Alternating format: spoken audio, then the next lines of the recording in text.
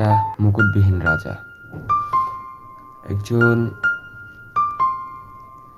একজন এমন একটা প্লেয়ার যে কিনা পারফরমেন্স ভালো করতেছে, এত ভালো খেলতেছে, এত পরিশ্রম করতেছে, তারপর তার রেজাল্ট জিরো।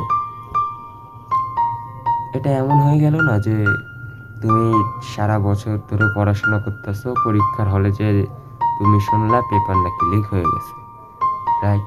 এমনই তো মনে হচ্ছে।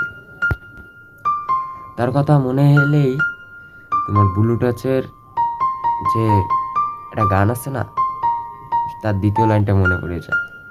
এপিটাপের রাজকন্যা তুমি, আমি পরাজিত প্রহরী। হয়তো রাজকন্যা হিসাবে এখানে বোঝানো হয়েছে সেই আমাদের ওয়ার্ল্ড কাপকে, আর পরাজিত প্রহরী হিসাবে বোঝানো হয়েছে নেইমার জুনিয়রকে। হ্যাঁ, এখানে পরাজিত প্রহরী না বলে যদি বলা হতো পরাজিত একটি রাজা, মুকুটবিহীন রাজা, তাহলে হয়তো আরো একটা বেশি মিলত, রাইট? মেসি রোনাল্ডোর যুগে একটা আলাদা ফ্যান বেস হয়েছে জানো নেইমারের।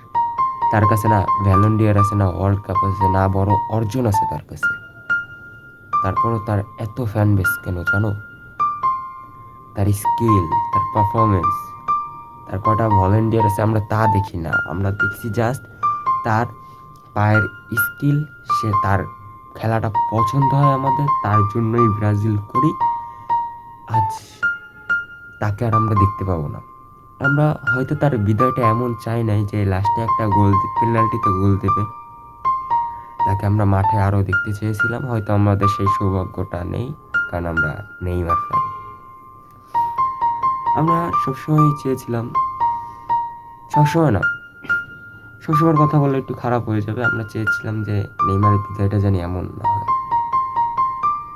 এমনটা চাই নাই বিদায়, তাকে আমরা এভাবে কাঁদতে দেখতে চাই নাই, তার দেখতে চেয়েছিলাম তার হাসির কান্না, কিন্তু সে আজকে সবাইকে কাঁদাই দিল। হয়তো দেখা হবে না বস তোমায় আর। তোমার একটি চিন্তা, বাট যখন দেখছি না, শোনো আমরা খেলা দেখতেছি তো সারা রাত বৃষ্টি পড়ে নাই। যখন ব্রাজিল একটা গোল খাইছে তখন থেকে বৃষ্টি পড়া শুরু, যাই না কেন। বাই।